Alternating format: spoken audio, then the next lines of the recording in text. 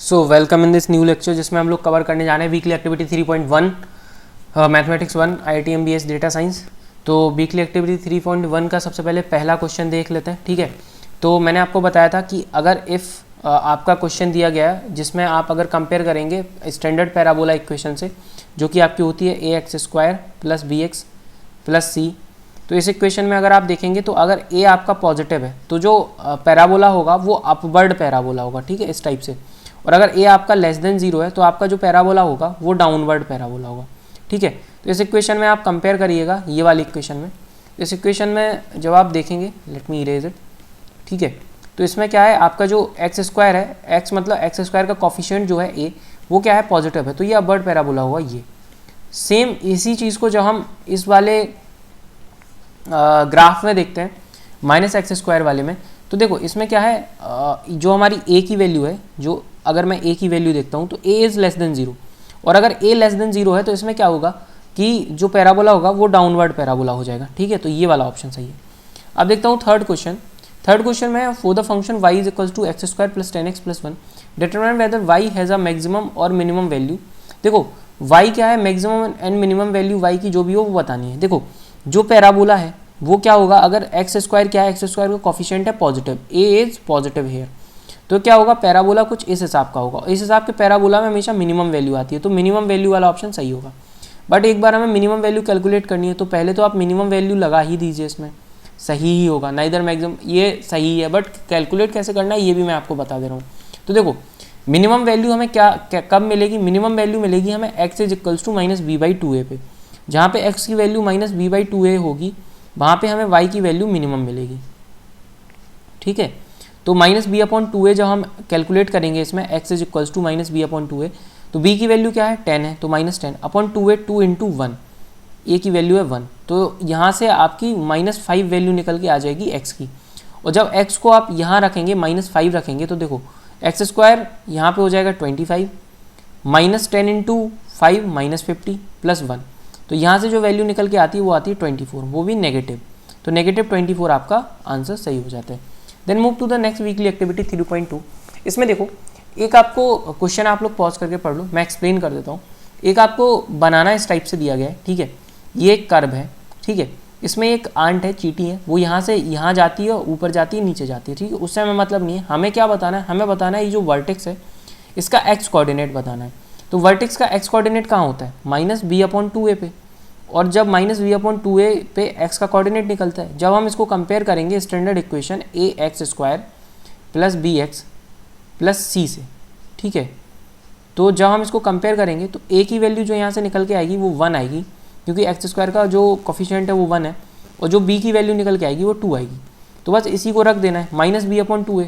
तो देखो यहाँ देखो ऊपर -b/2a -2/2 इंटू 1, तो यहाँ से क्या निकल के आता है -1, तो -1 ही इसका आंसर होगा। तो देखो -1 इसका आंसर है, ठीक है। Then move to the next question.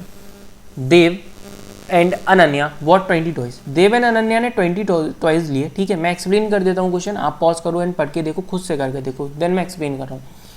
From these 20 toys Dev lost 3।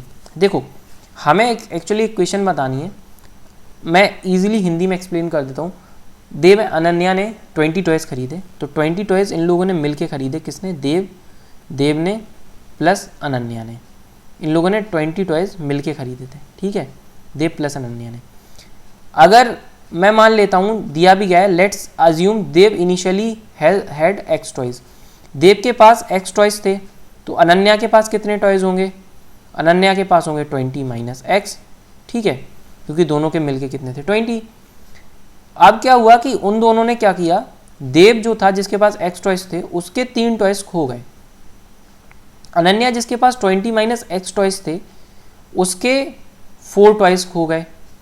तो ये तो x - 3 ही रहा, इसको कैलकुलेट कर लें तो उसके पास 16 - x टॉयज बचे, और इनका मल्टीप्लिकेशन क्या है, x - 3 और 16 - x का जो मल्टीप्लिकेशन है वो कितना दे रखा है इसमें, एक बार पढ़ के देखो 42। जब आप इस इक्वेशन को सॉल्व करेंगे तो आपकी ये इक्वेशन निकल के आएगी, करके देख लीजिए, तो यही आंसर, यही हमें बताना था। Then move to the next question. इसमें क्या कहा गया है, इसमें कहा गया है कि a medicine manufacture produce by number of vaccine every day. Y number of vaccine every day मतलब एक कंपनी है कोई जो Y number of vaccine produce करती है एक दिन में, उसका कॉस्ट क्या होता है हर वैक्सीन का? वो कॉस्ट होता है जितनी वैक्सीन प्रोड्यूस करी उस दिन वो प्लस 100, ये एक वैक्सीन का कॉस्ट है। तो किसी दिन कितनी वाई वैक्सीन प्रोड्यूस करेंगे, टोटल वैक्सीन की जो नंबर्स था वो 10,000 था। तो देखो इक्वेशन क्या होगी कि एक दिन में वाई प्लस 100 वैक्सीन वो बनाता है, ठीक है, इतना प्राइस होता है, एंड वैक्सीन कितनी बनाता है वाई, इनका मल्टीप्लिकेशन क्या है टोटल नंबर ऑफ प्राइजेस के इक्वल। उस दिन का प्राइस कितना था 10,000, तो ये लो इक्वेशन आ गई, Y square plus 100 is equals to 10,000, ये इक्वेशन यहाँ से हो जाती है, ठीक है। Then move to the next question, find the vertex and axis of symmetry of the graph of the quadratic function. Quadratic function का हमें क्या बताना है, हमें बताना है इसका वर्टेक्स। तो वर्टेक्स क्या होता है, वर्टेक्स होता है -b/2a पे जो y की वैल्यू आती है, f ऑफ x की जो वैल्यू आती है x अपॉन -b/2a पे, वो क्या होता है, वही हमारे एक तरीके से कह लो कोऑर्डिनेट्स होते हैं, ठीक है। तो सबसे पहले निकालते हैं v की वैल्यू। तो v की वैल्यू निकालने के लिए कंपेयर करना तो आपको आता ही है, स्टैंडर्ड इक्वेशन से कंपेयर तो कर ही लोगे, ax² + bx + c से, वहाँ से और b की वैल्यू आ जाएगी। तो -v/2a कैलकुलेट करने के लिए v की वैल्यू इसमें है -4 और 2a में 2 × 1 करेंगे क्योंकि 1 ही है, तो यहाँ से -2 वैल्यू आ जाएगी।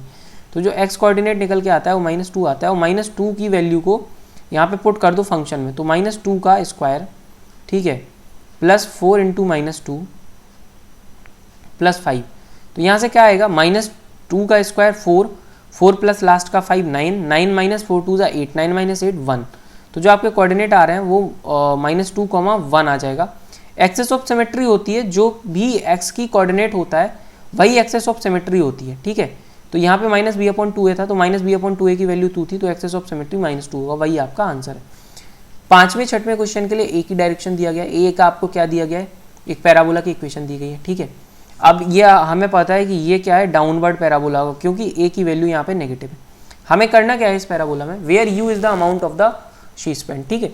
कौन स्पेंड कर रहा है, अनन्या है, जिसकी एक बुक है, वो क्या करती है, मनी स्पेंड करती है, उसका एक क्या दिया गया, एक फंक्शन दिया गया है, ठीक है, प्रॉफिट का एक फंक्शन दिया गया है, एंड यू वहाँ पे क्या है, वो मनी है जो वो वाइंडिंग में स्पेंड करती है, ठीक है। अब हमें निकालना क्या है, find the value of U in the order of maximum the profit.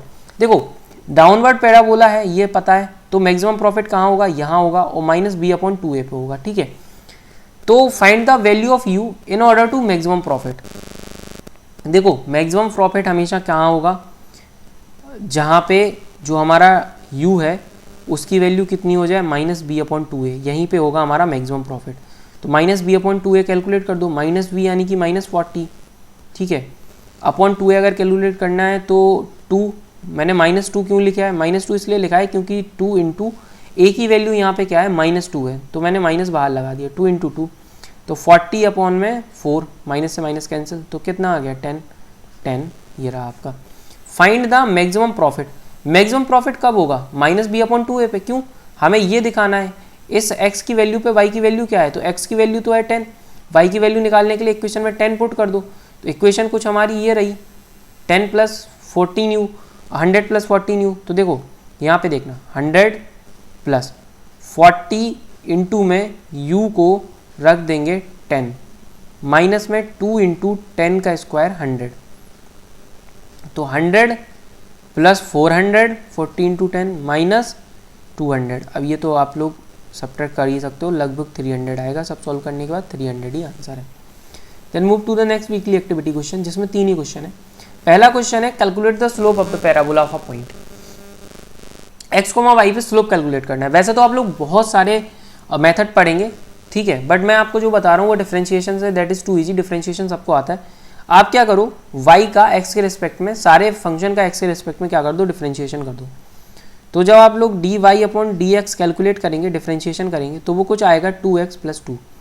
अब 2x + 2 में आपको क्या करना है, वो पॉइंट रख देना है, सॉरी 2x + 2 आएगा, 2x + 2 में आप ये वाला पॉइंट रख दो जो दिया गया है, तो वो क्या होगा 2x, मतलब वही वैल्यू आएगी 2x + 2, तो ये आपका क्या आ जाता है, स्लोप आ जाता है उस पॉइंट पे। सेम ये है क्वेश्चन, तो ये आप लोग कर ही सकते हैं। नेक्स्ट में बता दो calculate the slope of the parabola given by the following function. Function दिया गया है, पॉइंट पे निकालना है, तो बस कुछ नहीं करना है, डिफरेंशिएशन करो। 6x² का क्या हो जाएगा 12x प्लस 10x का हो जाएगा 10 प्लस 15 का कुछ नहीं 0। अब ये पॉइंट क्या है उठा के यहाँ रख दो, तो 12 इंटू में 2 प्लस 10 कितना आएगा 34। 34 ही आपका आंसर है, बहुत ईजी क्वेश्चन है। Move to the weekly activity 3.4। आपको क्या दिया गया है, आपको यहाँ से एक पत्थर फेंका गया u मीटर पर सेकेंड के स्पीड से, ठीक है, और मैक्सिमम हाइट उसने रीच की 5।